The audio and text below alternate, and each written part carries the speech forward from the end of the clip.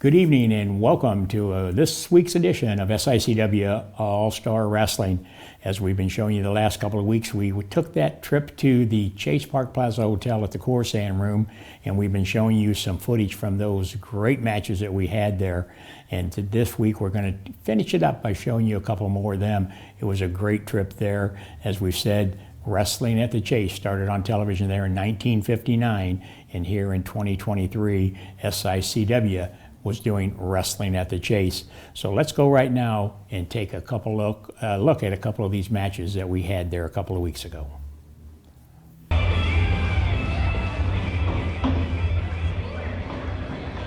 Ladies and gentlemen, your opening contest of Wrestling at the Chase is set for one fall. Introducing first, making his way to us from Texas, weighing in at 278 pounds, this is Waco.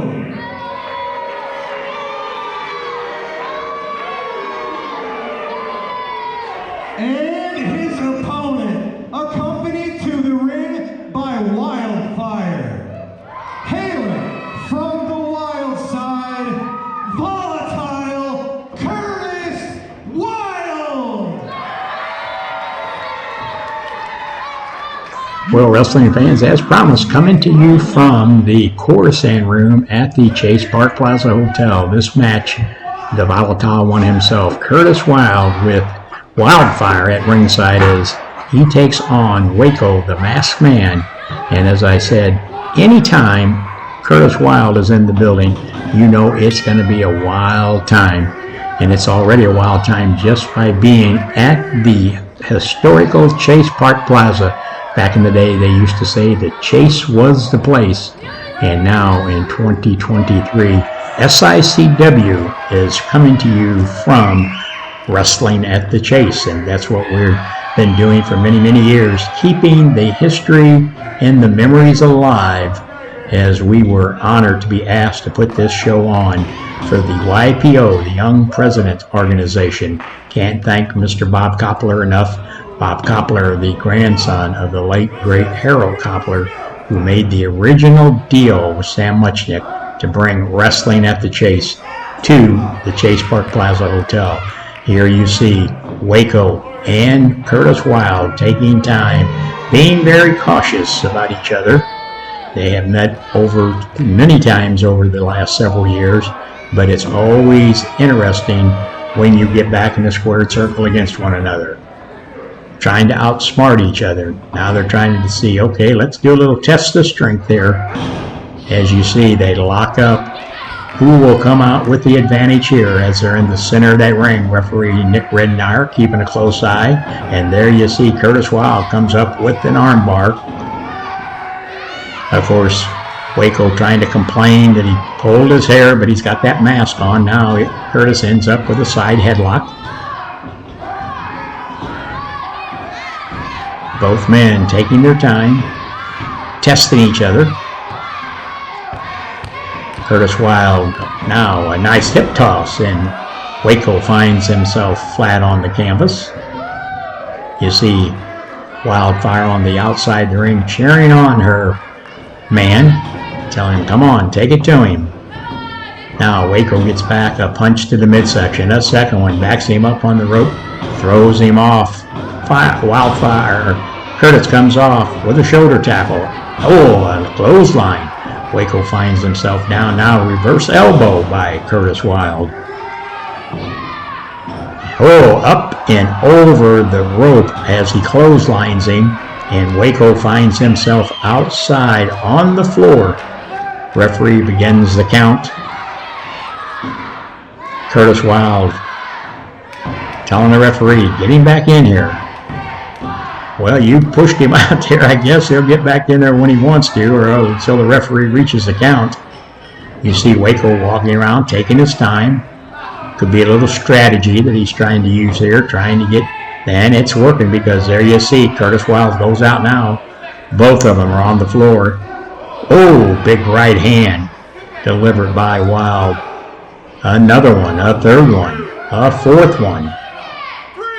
And now Wild takes and introduces Waco's head into that ring apron, and he tosses him back in underneath that bottom rope. Curtis Wild now climbing back into that ring. In the crowd, you can just hear him. Let's get wild. Let's get wild. Now he's putting the boots to Waco.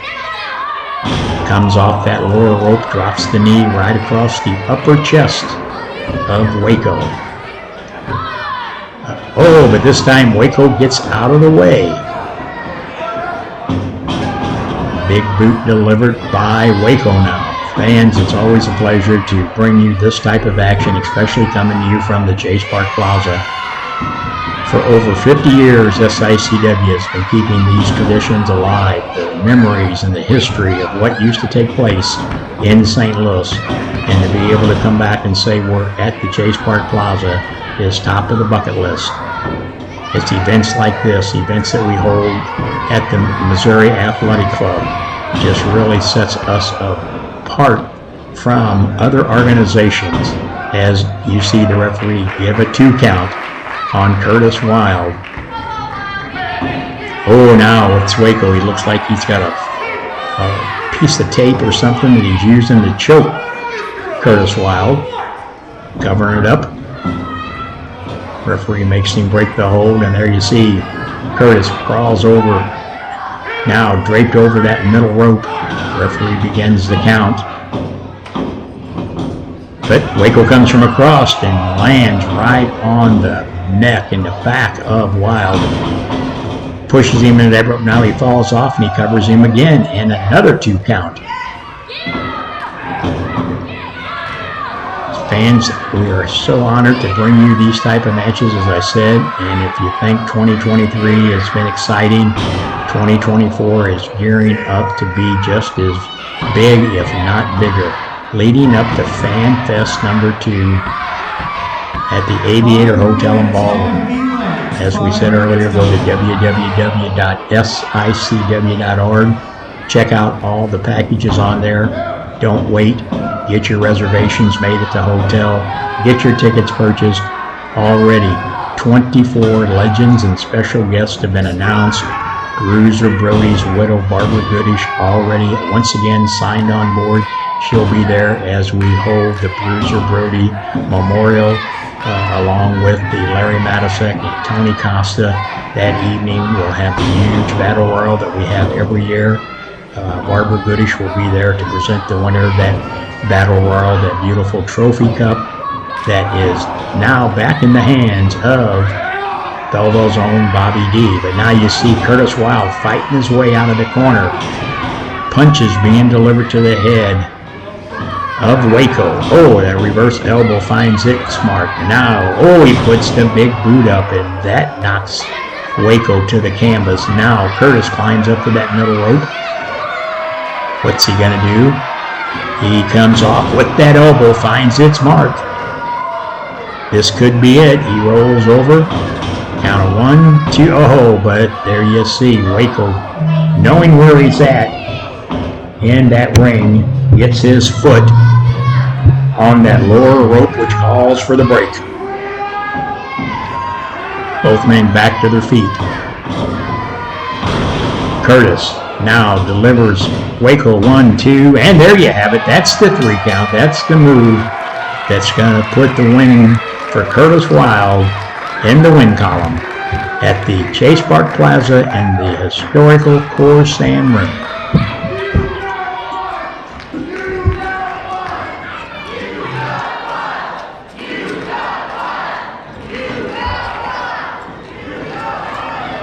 Ladies and gentlemen, your official result at 6 minutes, 44 seconds. Your winner via pinfall, Volatile Curtis Wild!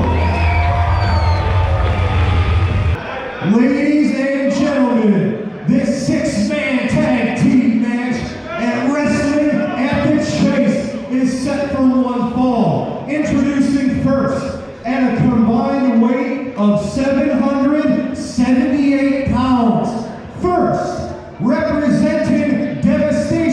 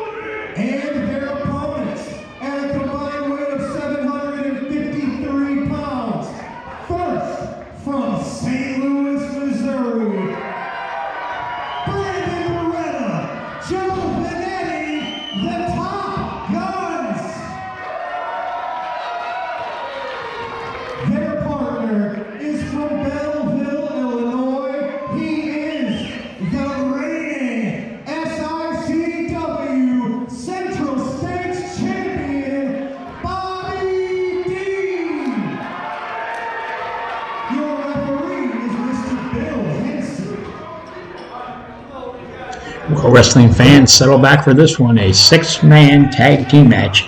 Back in the day, they called them a Australian tag team match. And we've got six of the Midwest's finest right here. Belleville's own Bobby D teaming up with the popular team of the Top Guns, Brandon Beretta and Joey Vernetti, as they look across that corner at the Canadian hero, Sean Vincent, Big Nasty Glenn Williams, and the big man out of all six of them, one member of the Devastation Incorporated, Peyton Ayers. And what a match this was, I'm telling you. Referee Bill Henson is going to be busy in this one. Anytime the Canadian hero, Sean Vincent, is here, you never know what's going to happen. There he goes. He's working on that arm of Joey Vernetti. Stretching it out, twisting it the way it doesn't go. But Vernetti says, wait a minute, let me show you this.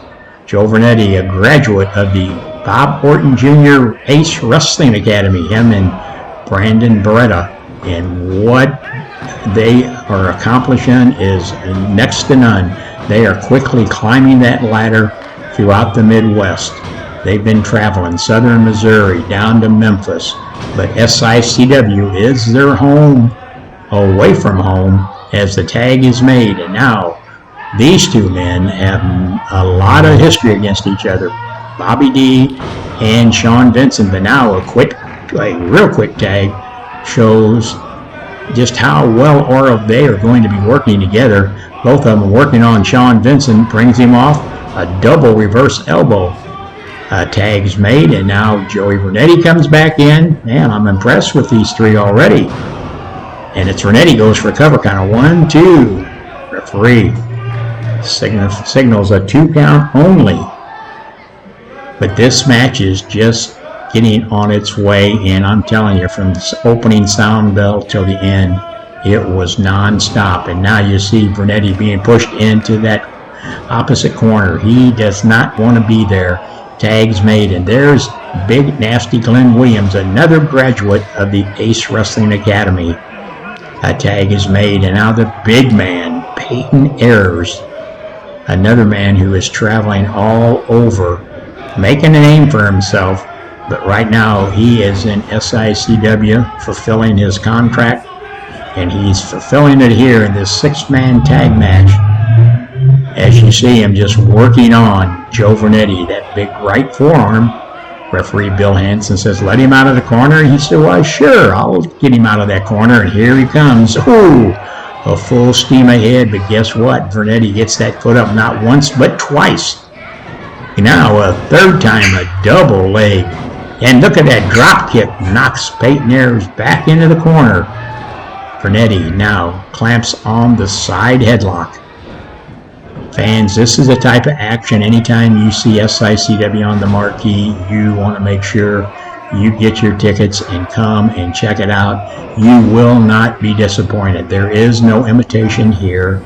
There is no BS. These men are out making what used to be the best in professional wrestling, the tradition being carried on through SICW. Back in this exact room, the Coruscant room, the chandeliers the same way they used to be, still there.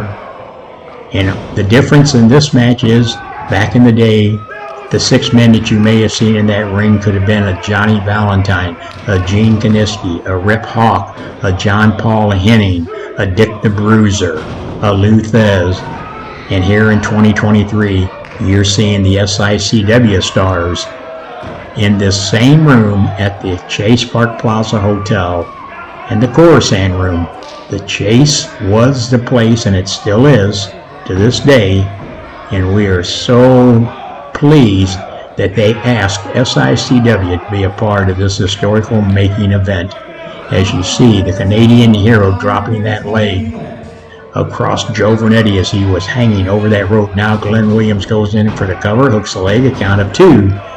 But Vernetti's able to kick out. As I told you early on, Bill Henson, the referee, the man in the stripes, will have his hands full in this one. As you see, Big Nasty Glenn Williams working on Joey Vernetti. now tosses him into their corner, makes the tag with the big man. Peyton Ayers now comes out, just picks him up, walks him down, drops him, a sidewalk slam, a 2 count, and Joey Vernetti reaches down inside. I don't know how he was able to kick out of that, but he's reaching out trying to tag his partner, Brandon's Beretta, but he got cut off. Now a tag's made. You can see both of these teams know to keep the freshman in there. That's the way to win a match like this. Oh, a snap suplex delivered by the Canadian hero, Sean Vincent, the man it used to be, the SICW ambassador. He lost the rights to that title to one half of the Top Guns. The young man, Brandon Beretta, is now the SICW ambassador. He goes out and represents SICW, making personal appearances, making sure the fans know if you're looking for the best in professional wrestling, SICW is where you want to look at. As you can see, him and Bobby D getting the crowd, getting them stirred up, getting them behind him. You can see the crowd joining in on the claps and the chants. They want Joey to get over there and get a tag, but Vincent whips him off of the rope. He ducks it, comes across. Both of them had the same idea, and both of them end up on the canvas. The referee starts the 10 count. If they can't, either one of them get up. Let's see what happens here. Both of them rolling around. Joe Vernetti trying to climb over. Now, but wait a minute. Peyton Ayers comes in. That breaks that count up, and Peyton Ayers trying to argue with the referee, but he had a tag, but Vincent now pulls him back, sits back on that lower back, pulls back on the chin lock. Referee Bill Henson didn't see the tag. There you see Brandon Beretta reaching in, trying to get a tag made. Unfortunately, both feet need to be on the canvas. Even if he could make the tag, it wouldn't be illegal. Oh, he picks up Joey Vernetti. Now, 1, 2, and in comes Bobby D to break it up. He said, no, a turnabout's fair play here. And now, Vincent makes a tag. Nasty Williams comes in, Big Glenn, and he begins to put the boots to Joey Vernetti. But Bill Henson didn't see that tag, and so he tells Sean Vincent, nope, I didn't see it, so get back in here. He picks him up, carries him over to the corner, and now drapes him in the corner. Looks like they're wrapping his leg up in that turnbuckle. Oh, Vincent slides in, finds its mark, and now Vernetti is out on his back. Peyton Ayers rolls him over, covers him. Well, this could be it. Wait a minute. No, did he not cover him? And I think they're just kind of taunting Joey Vernetti now. I think he's out. Now he's getting up now. Peyton Ayers. Now there you see Vernetti now trying to fight his way back. Punches to the midsection. Backs up off of the rope. And Peyton Ayers catches him. Drops him backwards. And this could be it. Count of 1. Count of 2. No, and there you see once again, that is the intestinal fortitude from this young man. That's what Bob Orton and the instructors at the Ace Wrestling Academy taught you. You never give up. You never quit. And you just saw that right there with young Joey Vernetti. And Peyton Ayers now continuing to work on him. But he knows he's got to get over. He's got to get a tag. Elbows to the midsection. But there's that big forearm delivered to the back and the upper neck from Peyton Ayers. A tag's made.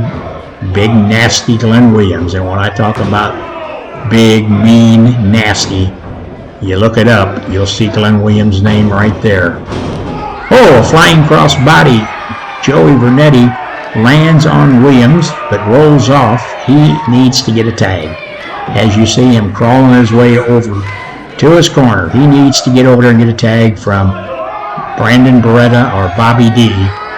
Glenn Williams, that knocked the wind out of him. Referee's doing the 10 count. Who's going to make it? Is either one of them going to get up or going to get over and make the tag? Bernetti reaches out, makes the tag. In comes Brandon Beretta, takes Nasty down, takes Sean Vincent now. Oh, and then ducks that move, and Bobby D delivers a big blow to Peyton Ayers. And now what are they going to do, Peyton Ayers?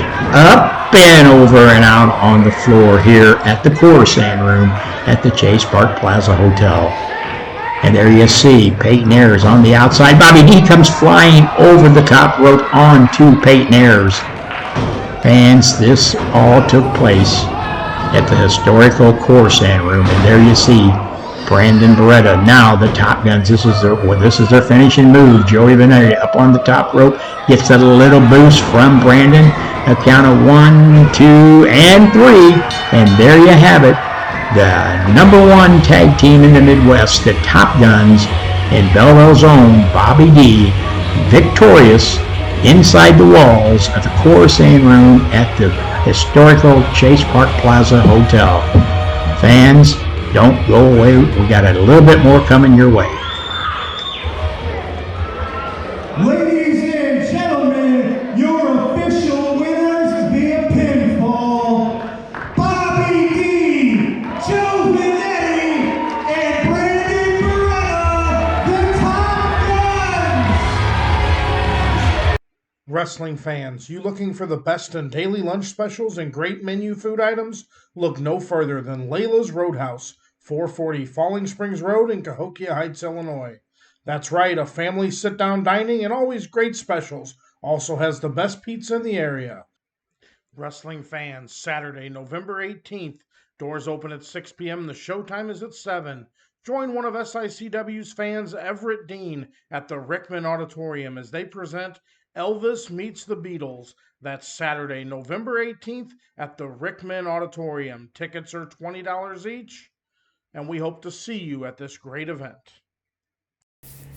Well, you just saw a couple of great matches from right there inside of the beautiful Corsand Room at the Chase Park Plaza.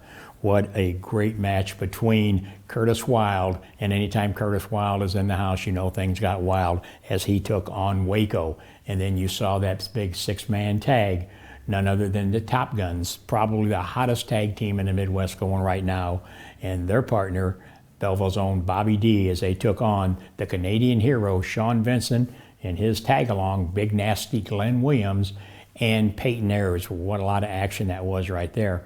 Right now we're going to take you back in time to another classic match from Wrestling at the Chase. Don't go away. The second main event, a one fall with a 5-minute time limit. Introducing from Winnipeg, Canada, weighing 244 pounds, Carrie Brown. And from Portland, Oregon, weighing 266 pounds, Missouri State Champion Ken Patera.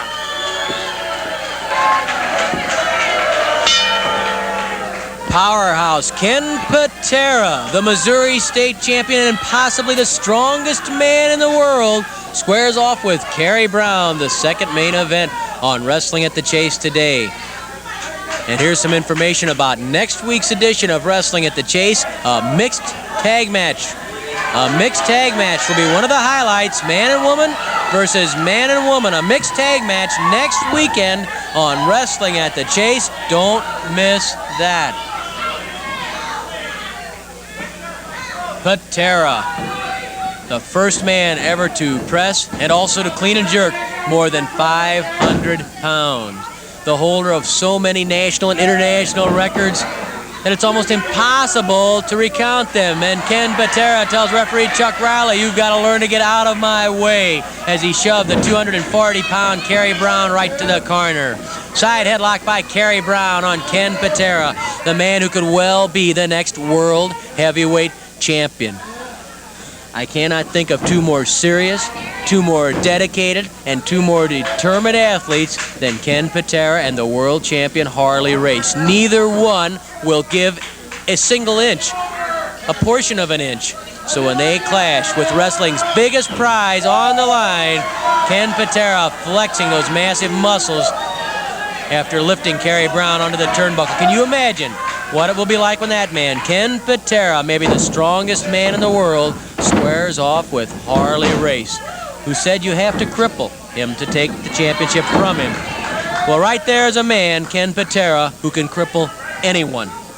anyone in the world, Patera has the wherewithal, has the power, has the knowledge, has the ability to cripple them. Patera pounds on Carrie Brown, yanks him over the top with a chance where he gets a count of 1 on Carrie Brown. Remember that Patera won that Missouri State title from Kevin Von Erich and then beat Kevin Von Erich in a rematch. And that says a lot right there about Patera's tremendous amount of skill.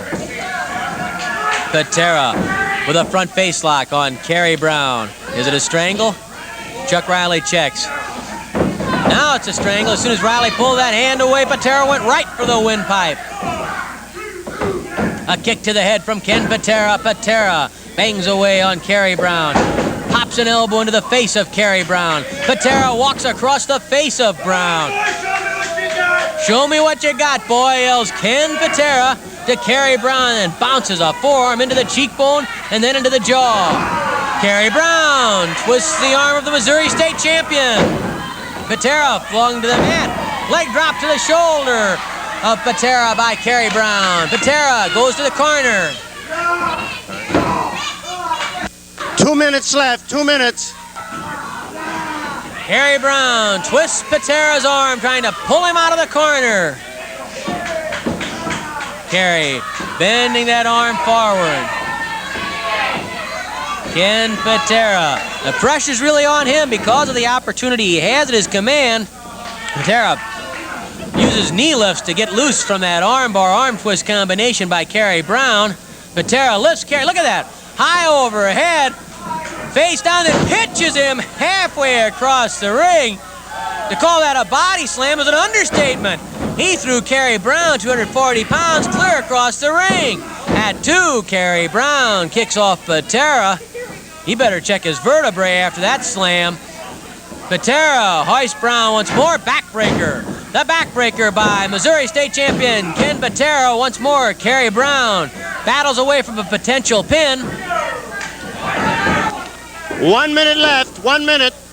Ken Patera clotheslining Carrie Brown as he came off the ropes. That's like getting hit by a 2x4. There's the full Nelson. There's the swinging neck breaker. The swinging neck breaker by Patera. Carrie Brown forced forward. He's risking serious neck injury right here. A lot of men have gone directly to emergency rooms after being trapped in that swinging neck breaker, and Carrie Brown has to give up. The match is over, and Patera finally releases the swinging neck breaker. Carrie Brown in severe pain, rolling around the mat as Ken Patera, the Missouri State champion, has his arm raised in victory. Here's Mickey. In 4 minutes and 23 seconds, a swinging neck breaker. The winner, Missouri State champion Ken Patera. An added attraction, an Australian tag team match, most falls to curfew. Introducing from Denver, Colorado, weighing 257 pounds, Killer Carl Cox. And from Winnipeg, Canada, weighing 242 pounds, Bulldog Bob Brown. From Wellington, New Zealand, weighing 234 pounds, former world's champion Pat O'Connor. And from Fort Worth, Texas, weighing 227 pounds, Tommy Yates. And here we go for some more tag team action. Bulldog Bob Brown and Killer Carl Cox against newcomer Tommy Yates and former world champion Pat O'Connor. O'Connor and Brown begin the action. Brown shoved to the ropes by O'Connor. Don't forget now, next weekend, a mixed tag match, man and woman versus man and woman, right here on Wrestling at the Chase. A mixed tag match, plus a whole lot more. Side headlock by O'Connor and Bulldog Bob Brown. Brown grabs O'Connor's hair. O'Connor pushed to the corner where Killer Carl Cox is. Brown and Cox both pound on O'Connor. Cox pounds away that elbow on O'Connor. Bear hug by Killer Carl Cox. He's using that to lift O'Connor. He bounced him once into the turnbuckle, and now Killer Carl Cox squeezes the former world champion. While he's doing that, though, he's careful to keep O'Connor within range of Bulldog Bob Brown. Brown getting in his licks from outside the ring as the referees try to control another rough and ready duel. This time it's Killer Carl Cox and Bulldog Bob Brown. O'Connor lands a fist to Brown and then puts a side headlock on Cox and checks the bridge work of Cox. Thinking of the tag team matches, think of all the excitement there's been today in the two tag matches. Imagine what it will be like when there is an 8-man tag match on that upcoming program. An 8-man tag match, each duel will have 2 corners into which they can tag. In other words, there will be someone in all 4 corners of the ring, and tags can be made to at least 2 corners for any partner. An 8-man tag match, in addition to the showdown between world champion Harley Race and Missouri Kingpin Ken Patera, in addition to the Battle of the Claws between Von Raschke and David Von Erich, in addition to the WWF champion Bob Backlund against 315-pound Buzz Tyler. Tommy Yates with a side headlock on Bulldog Bob Brown, and Brown is flung to the mat by Yates. Yates has a real good reputation down around Texas where he is a native. He's had some good outings down there and has done very well. 2 minutes left, 2 minutes. 2 minutes remain in the curfew. No falls yet. Brown and Cox against Yates and O'Connor. O'Connor angrily came into the ring. He still wants a piece of Cox. He doesn't like to see his man double team. The referees pull O'Connor off of Cox. Here comes Bulldog Bob Brown to the ring. Oh, he catches Yates right in the throat, and Yates was looking for Cox when he came off those ropes. Brown covering Yates. And Cox pulled Brown off of Yates. He didn't want Brown to pin Yates. I don't know if he could have, and Brown doesn't quite believe it. Tag is made to Cox. Cox lifting Yates for that brain buster. And I don't think Bulldog Bob Brown's going to care for this at all, because he might have been able to pin Yates, and instead Killer Carl Cox managed to maneuver his way into that ring to get the pin on Yates. And Brown is not at all happy with Killer Carl Cox. Is exactly how that match ended, because Cox managed to get himself into the ring and make a pin on Yates, a pin that Bulldog Bob Brown could have made.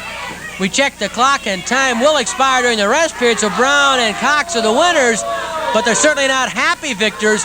Brown and Cox. Brown very upset with Killer Carl Cox right now, but they are the winners. Let's hear from Mickey. With time running out, the winner of the only fall and the match, Killer Carl Cox and Bulldog Bob Brown.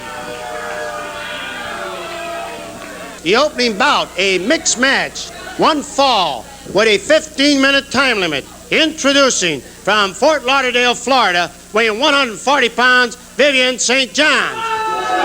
From Winnipeg, Canada, weighing 243 pounds, Bulldog Bob Brown. From Dallas, Texas, weighing 158 pounds, Wendy Richter. And from Omaha, Nebraska, weighing 254 pounds, Ted DiBiase. Referee Chuck Riley, Lee Warren.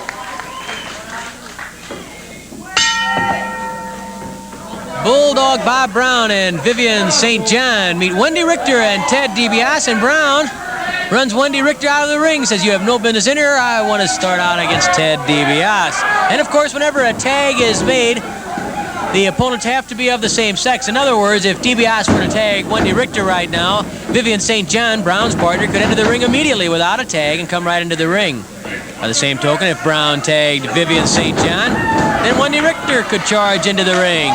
Brown's a bit upset at the fact Ted DiBiase pushed him away as they were along the ropes.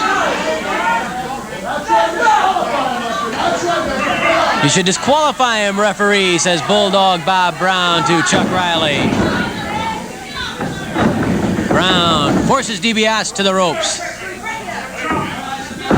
And again, DiBiase shoves Bulldog Bob Brown away because Brown was slow to step back. Riley has no sympathy for Brown. What could he do? It was clean. It was just a push. It just made the break happen a little bit quicker. Brown hooks the head and the arm of Ted DiBiase. DiBiase reaches inside, trying to break the grip and pull the arm up into a wrist lock. DiBiase, who's taller than Brown, he can use that height right here, trying to come up with a wrist lock, but down goes DiBiase. And I do believe Mr. Brown grabbed the hair. Ted DiBiase angrily to his feet. Brown now twisting the wrist, putting pressure to the wrist and forearm of Ted DiBiase. DiBiase trying to reach inside that grip. Ted likes to get in tight. There's a kick to the stomach, and DiBiase twists the arm. Down goes Bulldog Brown, leg drop to the bicep, and then DiBiase scissors the arm of Bulldog Bob Brown. Brown getting onto his side so those shoulders are off the mat. Vivian St. John reached in to try and make a tag with Brown, and of course that would be perfect for Brown because then Richter and St. John would have to come into action. Ted DiBiase drops that knee into the bicep of Bulldog Bob Brown. Brown comes to his feet, threatens to throw a punch at DiBiase, but he doesn't get the chance. DiBiase spins and twists that arm. Now Ted hooks the elbow and puts pressure to the upper portion of the arm. Brown trying to get back to Vivian St. John. Fireman's carry by DiBiase stops that. What a brilliant young wrestler is Ted DiBiase. Boy, you talk about some of the tremendous young talent on the way up. Certainly DiBiase personifies that along with people like David and Kevin Von Erich. There's a tag, and that means St. John comes in against Wendy Richter. DiBiase is a little frustrated by that. He had Brown in some trouble. Wrist lock by Vivian St. John on Wendy Richter. Two tall young ladies right there. And if you take a good look at Vivian St. John, the way she's built, her features, the red hair, she has to remind you of Kay Noble. And I'm sure you remember Kay Noble, a scrappy customer, now makes her home up in Northwest Missouri. Fine wrestler. And I'll tell you, Vivian St. John reminds me of her in more ways than one because Vivian, like Kay Noble, is a real scrapper. Wendy Richter steps back after a clean break.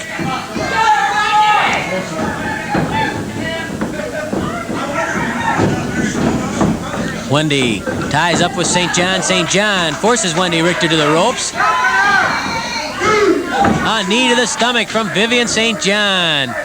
Bulldog Bob Brown eyeing the action carefully. You never know what the Bulldog, what he's got in mind or what he's apt to do. St. John again puts Wendy Richter on the ropes. Brown, they're taking a look. St. John strangling Wendy Richter, and I can't tell if Brown has a hold of the... No, he's keeping his hands out. He's just watching what's going on very carefully. Flying mare by Vivian St. John. Is she strangling? Yes, she is, and Riley wants it broken. St. John with a hard kick.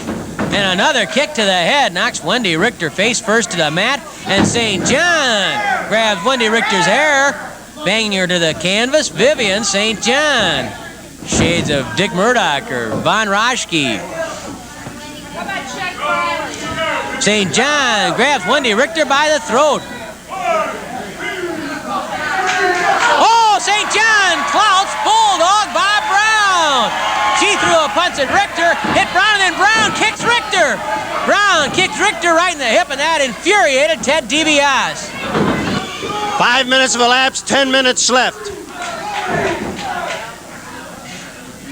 Wendy Richter, even after that faux pas by St. John where she hit her own partner, still wasn't able to get out of the corner and tag DiBiase. St. John with a forearm smash. Knock her head off, yells Bulldog Bob Brown. Mercy is not part of his vocabulary. There's St. John on the throat again. Richter with a sizzling forearm smash breaks free. Flying mare by Wendy Richter. Count of 1. At 2, St. John pushes off Wendy Richter. Brown stepping up on the ropes to try and reach in. There's St. John back on the throat again. Oh, she's tough. I think she has the tag rope now around the throat of Wendy Richter. Brown holding on to that rope, and Wendy Richter's being strangled in the corner. Here comes DiBiase after Brown. Nearly flattens Lee Warren, the referee, and trying to get at Brown. St. John with a knee lift to Wendy Richter. Elbow smash to the head from Vivian St. John. Try for a pin. Chuck Riley hustles over to make the count, but only gets to 1. Front face lock by Vivian St. John on Wendy Richter, and a knee lift. drops Richter. Vivian stepping onto the throat. Of course, in a match like this, quick tagging is not as important as it normally would be in a regulation tag match. A quick tag here by St. John to Brown obviously doesn't help the situation because that brings DiBiase into the fray. Brown yells at St. John, don't stop, keep it up. It's more important for the person in trouble to make the tag than the one who is on the offensive, as Vivian St. John is right now. St. John using the bottom rope to strangle Wendy Richter. St. John strangling Richter again. Well, Brown should be pretty happy with the tactics of Vivian St. John because St. John obviously has the same philosophy as Bulldog Bob Brown. The crowd becoming quite upset with the tactics of Vivian St. John, who I believe is choking once more.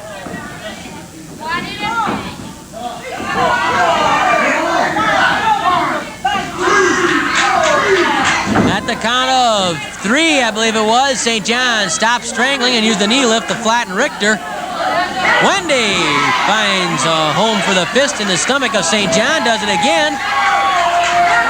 Wendy Richter bangs away those forearm smashes, driving him home, and now she strangles St. John.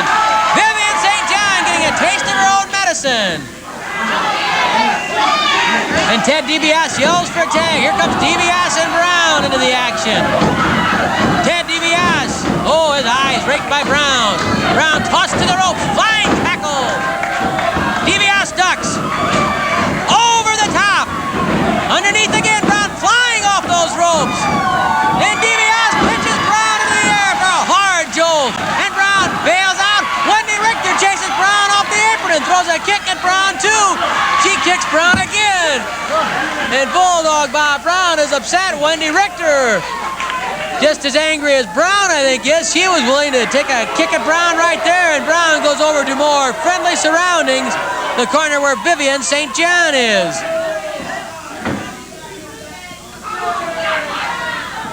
So it's St. John against Richter again. Brown made the tag. Really a good idea because Richter had actually taken more punishment than St. John had earlier. Although you'd never know it the way Wendy Richter is hanging in there against the tough Vivian St. John. They're having a slugfest. Oh, you can hear those forearms banging home and the wind being knocked out of each person. Oh, Wendy missed that one, but she comes up behind St. John. Hey, back rolling cradle, count of 1, 2, 3. Wendy Richter with a back rolling cradle. Nicely done by Wendy Richter. And DiBiase and Bulldog Bob Brown nearly get involved in a little Donnybrook. DiBiase throws a punch at Brown as they stand toe-to-toe, staring at one another. Be that as it may, though, the victory belongs to Wendy Richter and Ted DiBiase. Here's Mickey Garagiola. In 9 minutes and 31 seconds, a back rolling cradle, the winner, Wendy Richter and Ted DiBiase.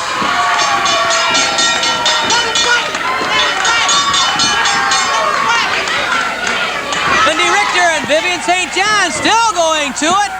DiBiase keeping Brown out of matters so that St. John and Wendy Richter can try and settle their differences. Finally, Chuck Riley separates the two after St. John has strangled Wendy Richter.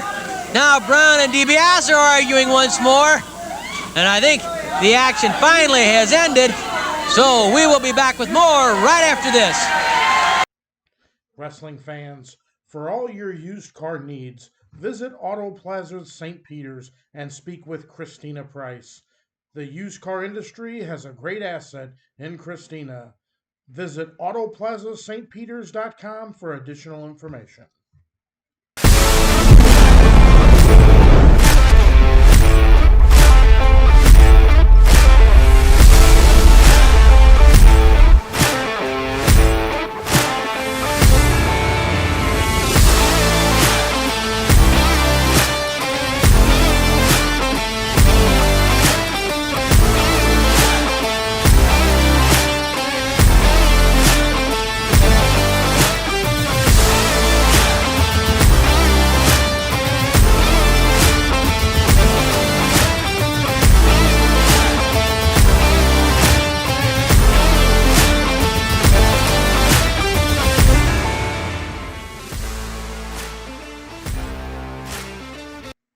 Wrestling fans, there's nothing better than barbecue and wrestling.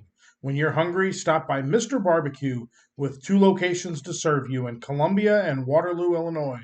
Great barbecue, cold beverages, and SICW wrestling. Well, fans, Wrestling at the Chase, those words were known across the Midwest, across the country, in fact. Here in 2023, you mentioned Wrestling at the Chase anywhere in the country, and they know that was St. Louis, Missouri, and that's what we're doing. We're keeping those memories and the history alive. Now, December, we won't have a match at the Belle Claire Fairgrounds, giving the guys off because we have been so busy at SICW, but we'll be back to the Belle Claire Fairgrounds on Saturday night, January the 13th, as 2024 starts off. And if you've been with us through 2023, get ready because the ride is even going to get better as we start off. Mark that date on your calendar, January the 13th, 2024, and that's as we start leading up to our big Fan Fest number 2 in May 17th and 18th of 2024. Yes, the fans have asked for it. It's coming. That Friday night on May 17th, our good friend Mr. Bill Apter will be doing a VIP night of his one-man show where he'll be coming in doing it all by himself. He'll be there, and I'm telling you, if you haven't been lucky enough to see his one-man show that he does, you want to make sure you join us on May the 17th of 2024 on that Friday night. And then Saturday at 10 a.m. in the morning, the Fan Fest will start. We've already got over 24 legends or special guests booked, with more to be announced in the weeks and months to come. We're still 6 months away, and already 24 legends booked for this big Fan Fest number 2. It's real easy. You can go to www.sicw.org. You can check out the packages that are available there. You can go through, you can just take in the Bill Apter show if you want on Friday night. You can take in the Fan Fest. You can take in the Bruiser Brody, Larry Matisek, Tony Costa Memorial that Saturday evening. You can take in the St. Louis Wrestling Hall of Fame induction, or you can take it all in for a very reasonable price. That's at www.sicw.org. Check that out and get your calendars marked, because we're going to be announcing a lot more names, a lot more legends coming your way for Fan Fest 2 right there at the beautiful Aviator Hotel and Ballroom at 6921 South Lindbergh Boulevard in South St. Louis, right where we were this past May. It's going to be a barn burner. I mean, you don't want to miss this one. So fans, right there, mark that date on your calendar. As I said, Friday, Saturday, May 17th and 18th for the Fan Fest, but you want to join us here each and every Sunday night, because you'll be hearing a lot more announcements coming your way. We appreciate you joining us, and we'll see you right back here next Sunday night at 8 p.m.